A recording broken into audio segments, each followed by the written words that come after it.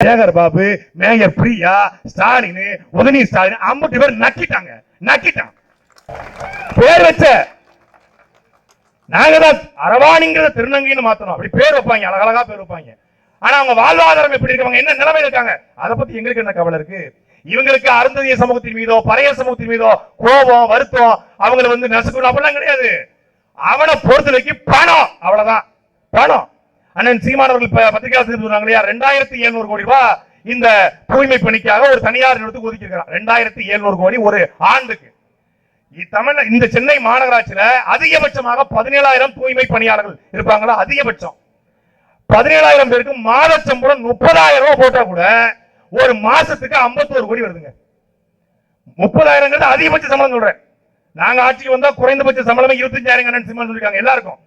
30,000 சம்பளம் போட்டா கூட இந்த 17,000 தூய்மை பணியாளர்களுக்கு 51 கோடி வருது. அப்ப ஒரு ஆண்டுக்கு கிட்டத்தட்ட 600 கோடி வருது. 2,800 கோடி எவன் தாடியா இருக்கா? நீ 2,800 கோடி போடுற, எதுக்கு போடுற? அப்ப என்ன கமிஷன்? தனியார் முதலாளிகிட்ட கொடுத்தா 20% 30% கமிஷன் எதுக்கு போவோம்? சித்தரஞ்சன் சாலைக்கு போவோம். அது ஹம்மர் காராவும் பார்ச்சுனர் காராவும் மரியா சொன்னது போல அது லேண்ட் குரூசர் காராவும் வெளியே வரும், ரேஞ்ச் ரோவரா வெளியே வரும், ஃபெராரியா வெளியே வரும். அதுக்காகத்தான் ஏன் சேகர் பாபு துடிக்கிறாங்க எல்லாரும். சேகர் பாபு ஏன் அவர் துடிக்கிறாரு? ரொம்ப பிரியம் போல இருக்கு அவருக்கு துப்புரவு பணியாளர் மேல ரொம்ப பிரியம். கிளாம்பாக்கம் பேருந்து நிலையத்தை கட்டிட்டு இருக்காங்க, யாரு போய் பார்க்கணும்? கிளாம்பாக்கம் பேருந்து நிலையம் கட்டப்படுதுங்க, யாருங்க போய் பார்க்கணும்? அந்த பேருந்து நிலையம் வரக்கூடிய கார்பரேஷன் அதிகாரி போய் பார்க்கலாம், தாம்பரம் மாநகராட்சி போய் பார்க்கலாம், துறை சார்ந்த அமைச்சர் பார்க்கலாம். இவரு என்ன நடந்துட்டு இருக்கு, நல்ல போயிட்டு இருக்கா? இவரும் தனியா போய் பழக்கமே கிடையாது. அவருக்கு ஆண்கள் இருந்தாலே ஒவ்வாமை, அவருக்கு ஜோடியத்தான் போவாப்ல. 11:30 மணிக்கு போய் அந்த ஆளு சொல்லிருக்கான், முதலமைச்சர் குடும்பத்துக்கு சாபம் ஓடுறீங்க, நீங்களா அவ்வளவு பெரிய ஆட்களா? இதே அதிமுக ஆட்சியா இருந்தா உங்களை ஒரே நாள் அடிச்சு விரட்டிருப்பாங்க, நாங்களால உங்களை போராட விட்டுருக்கோம். எப்படி போராட்டத்துடைய கோரிக்கை நிறைவேற்ற மாட்டாங்களா? உங்க போராட விட்டுருக்கோம்ல, அதுவே நாங்க கொடுத்த மிகப்பெரிய ஜனநாயகம். இதோட மாநகராட்சி சார்ந்த மேயர் மரியாதைக்குரிய வணக்கத்துக்குரிய மரியா அக்கா பிரியா அவங்க சொல்றாங்க, நாங்க ஒன்னும் அவங்களை ரொம்ப கொடுமைப்படுத்தி இல்லையே, இந்த சென்னை மாநகராட்சியில போராடுற அந்த பெண்களுக்கு கழிவறையை பயன்படுத்துற உரிமையை கொடுத்துருக்கோம். எப்படி கழிவறையை அவன் இல்லைன்னா அந்த கழிவறை நாரி போயிடும், நீங்க போற கழிவறை அவன் இல்லைன்னா நாரி போயிடும், அந்த கழிவறையை பயன்படுத்த உரிமையை கொடுத்துருக்கோம். இப்ப அது சொன்ன உடனே அது செய்தியா மாறி நாங்களாம் பேசணும். இப்ப நேற்று நைட்டு அதே இல்லையா, டாய்லெட் கூட யூஸ் பண்ண கூடாதுட்டாங்க. 10 நாள் இந்த மக்கள் போராடி இருக்க சென்னையினுடைய மிகப்பெரிய முக்கியமான பகுதிகள் நாரி கொண்டிருக்கிறது. நாம எல்லாரும் வெளில வந்தா வீட்டுக்குள்ள ஏதாவது ஒரு தொலைக்காட்சி போட்டுக்கிட்டு ஏதாவது ஒரு யூடியூப் போட்டுக்கிட்டு நல்லா காப்பி போட்டு ஒரு காரச்சவு மிச்சர் வச்சுக்கிட்டு பச்சி சுட்டு சாப்பிட்டு இருப்போம். ஆனால் அந்த வெள்ளம் வந்தா தரையிறங்கி முதல்ல அந்த வெள்ளத்துல என்ன மாட்டிக்கொண்டாலும் அதை சுத்தப்படுத்தி வீட்டுக்குள்ள வெள்ளம் வராமல் தடுப்பது இதே தூய்மை பணியாளர்கள் தான். அவர்கள் இல்லை என்றால் 20 விழுக்காடு 30 விழுக்காடு மூழ்கிற சென்னை 100 விழுக்காடு மூழ்கி போயிடும், பல பேர் செத்து போயிடுவான். அப்போ அவங்க ஒண்ணும் பெருசா ஒண்ணும் கேட்டல, எனக்கு ஒண்ணு நீங்க உதயநிதி ஸ்டாலின் படத்துல நடிக்கணும், எங்களுக்கு ரிப்பன் மாளிகை பக்கத்துல வீடு வேணும், இல்ல சித்தரஞ்சன் சாலையில வீடு வேணும், இல்ல சிஐடி காலனியில எங்களுக்கு வீடு வேணும் அப்படிலாம் அவங்க கேட்கல. இல்ல வேலைச்சேரியில எங்களுக்கு ஒரு அபார்ட்மெண்ட்ல வீடு கொடுங்க, இல்ல காசாகரன்ல கொடுங்க, இல்ல ஜி ஸ்கோர்ல கொடுங்க அப்படிலாம் அவங்க கேட்கல. அவங்க என்ன கேட்கறாங்க, என்னுடைய வேலையை அரசு வேலையாக மாற்று, நிரந்தர பணியா மாற்று, குறைந்தபட்ச ஊதியத்தை உறுதிப்படுத்து, நான் இறந்து விட்டால் எனக்கு ஓய்வூதியம் கொடு, அதற்கு பிறகு வாரத்தில் ஒரு நாள் விடுமுறை கொடு, அடிப்படை கடமை. நாங்கள் தான் மே 1ஆம் தேதி கொடியேற்றுவதற்கான உரிமையை வாங்கி கொடுத்தது, மே 1ஆம் தேதி தொழிலாளருக்கான விடுமுறை வாங்கி கொடுத்தது எங்க ஐயா தான் பாரு. மே 1ஆம் தேதி விடுமுறை வாங்கி கொடுத்தீங்க, வாரத்துல ஒரு முறை விடுமுறை கேட்கிறான், அதை தர வக்கு இல்ல, மனசு இல்ல. ஏன்? தனியார் முதலாளிக்கு வச்சுக்குவாங்க. இரவோடு இரவாக ஒட்டுமொத்தமான 10 நாட்கள் மக்கள் போராடுறான். இரவோடு இரவா ஒரு அரசு மக்களால் தேர்ந்தெடுக்கப்பட்ட அரசு இரவோடு இரவாக அறிக்கை வெளியிடுதுங்க. பெருநகர சென்னை மாநகராட்சி திடக்கழிவு மேலாண்மை பணிகளில் தனியார் மயமாக்கல் முறையை பின்பற்றி சேவையின் தரத்தை உயர்த்துவதுடன் பணியாளர்களின் நலனையும் உறுதி செய்யும் நோக்கில் செயல்பட்டு வருகிறது. 2020ஆம் ஆண்டு முதல் பெருநகர சென்னை மாநகராட்சியின் 15 மண்டலங்களில் 10 மண்டலங்கள் மற்றும் மண்டலம் 7 உள்ள 3 வார்டுகளும் தனியார் நிறுவனங்களின் வழியே செயல்பட தொடங்கின. இதுடன் சேர்த்து தற்போதைய மண்டலம் 5 மற்றும் 6 மேற்கொள்ளப்பட்டு வந்த தூய்மை பணிகள் ராம்கி நிறுவனத்திற்கு ஒப்படைக்கப்பட்டு இந்த நாளில் அந்நிறுவனம் திடக்கழிவு மேலாண்மை பணிகளை மேற்கொண்டு வருகிறது. கடந்த 1/8/2005 முதல் மண்டலம் 5 மற்றும் 6 உள்ள சுய உதவிக்குழுக்கள் மூலம் பணிபுரிந்து வந்த தற்காலிக தூய்மை பணியாளர்கள் ராம்கி நிறுவனத்தின் பணியில் சேராமல் போராட்டம் நடத்தி ஒரு அறிக்கை. இந்த அறிக்கை எதுக்கு போடுற? அந்த கான்ட்ராக்ட் போட்டா அந்த முதலாளி கூப்பிட்டு கேட்டிருப்பான், என்னப்பா 10 நாள் மக்கள் போராடுறான், எங்களுக்கு எதுவும் கான்ட்ராக்ட் பிரச்சனை? ஐயோ சாமி, உங்களுக்கு ஒரு பிரச்சனை இல்லை, இந்த உடனே அறிக்கை போடுற பாருங்க, ராம்கி நிறுவனம் தான் பண்ண போது, அதனால மக்கள் போராடல பிரச்சனை கிடையாது அப்படின்னு அறிக்கை போடுறாங்க. ஏன்னா கமிஷனை வாங்கி சேகர் பாபு, மேயர் பிரியா, ஸ்டாலின், உதயநிதி ஸ்டாலின் 50 பேர் நக்கிட்டான். கமிஷன் சென்னை மாநகராட்சி முழுக்க கமிஷன். சென்னை மாநகராட்சியிலே போன ஆண்டு பட்ஜெட் எவ்வளவு தெரியுமாங்க? 30,000 ரூபாய் சம்பளம் கொடுக்க வலிக்குது. 17,000 பேருக்கு போன ஆண்டு பட்ஜெட் 8,157 கோடி. எவ வீட்டுக்கு லிப்ஸ்டிக் வாங்கடா? எவ வீட்டுக்கு லிப்ஸ்டிக் வாங்க? 8,157 கோடி எதற்கடா? என்ன பண்ற? மாநகராட்சியுடைய வேலை என்ன? வரி வாங்குவது மட்டும் தானா? இத பேரு பெருநகர சென்னை, கிரேட்டர் சென்னை கார்பரேஷன் எல்லாமே அப்படிதான் வைப்பாங்க. இந்த இல்லம் தேடி கல்வி, மக்களை தேடி மருத்துவம், உங்களுடன் ஸ்டாலின், நான் கூட சொன்ன ஸ்னேகா, அந்த பேர்ல விழுந்துட்டேன் பாருல விவேக், அது மாதிரி அந்த பேர்ல விழுந்துட்டேன்டா. அது மாதிரி கிரேட்டர் சென்னை கார்பரேஷன் ரொம்ப இதா இருக்குமோ, நாரி கிடக்கு. கழிவறைக்கு டெண்டர் விட்டுருக்காங்க. எங்க அண்ணன் எல்லா ஸ்கேமையும் பத்தி பேசினாங்க. எங்க அண்ணன் ஒவ்வொரு முறையும் நாங்க சொல்றோம், அது 2010-11 டேய் மண்ட ஓடு மட்டும் விலை போகும்னா கலட்டி வித்துருவாங்கடா அப்படின்னாரு.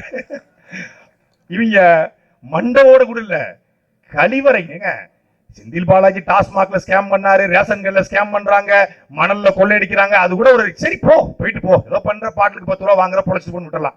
பீர பாட்டில் கூலிங்கா இருந்தா 20 ரூபா வாங்குற போய் தொடர்ந்து விட்டுறலாம். ஆனா ஒரு டாய்லெட் ராயபுரம் திருவிக்கா நகர் இந்த 2 பகுதியில டாய்லெட்டுக்கு பாருங்க, டாய்லெட் சீட்டு இதை சுத்தப்படுத்துகிறதுக்கு எவ்வளவு ஒதுக்கிருக்காங்கன்னா 3 ரூபா 18 காசு. எப்போ வரைக்கும்? 2022 பிப்ரவரி வரைக்கும் 3 ரூபா 18 காசு இருந்தா ஒரு டாய்லெட்டை சுத்தப்படுத்த முடியும். இவன் வந்த உடனே யாரு?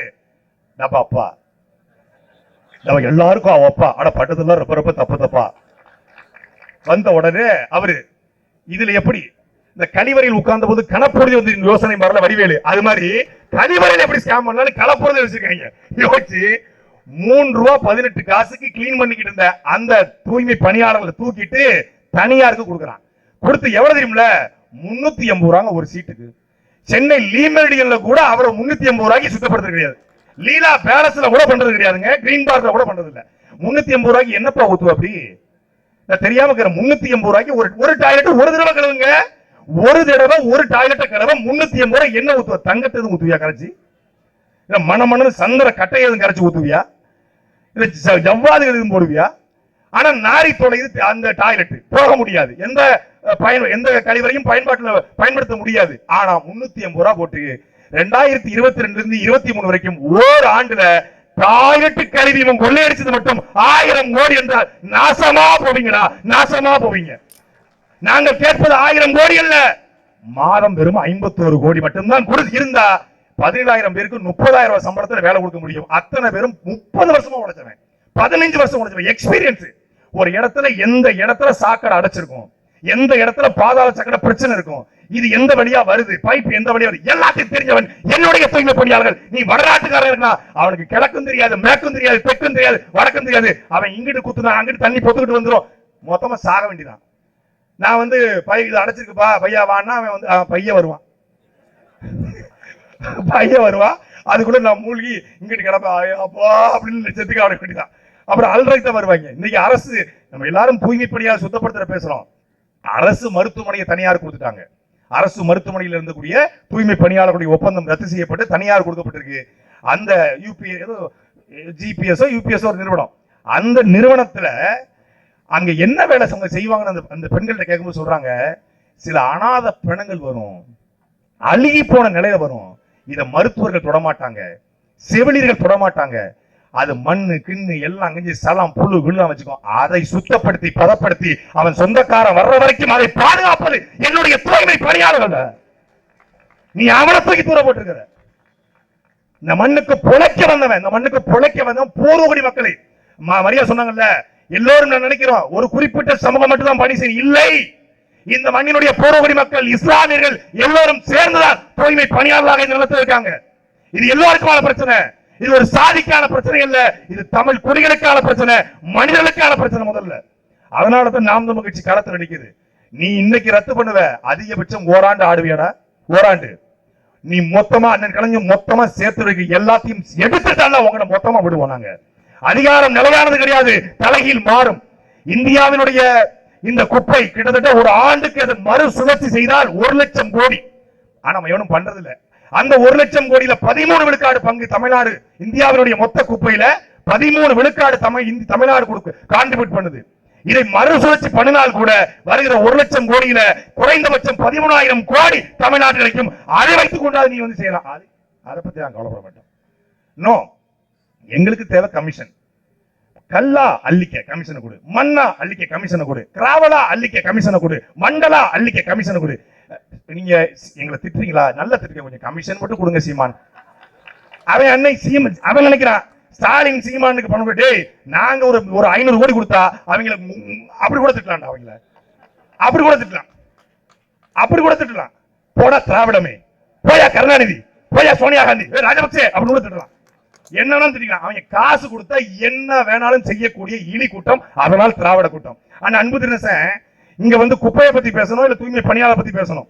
குப்பையை பத்தி பேசாம சுமையை பத்தி பேசாரு. அப்பதான் எங்க அண்ணன் சொன்னாரு, டேய் குப்பையை பத்தி பேசாம என்ன சுமையை பத்தி பேசாரு, அதுவே ஒரு குப்பை தானடா, அதனாலதான் அவன் பேசுறாரு.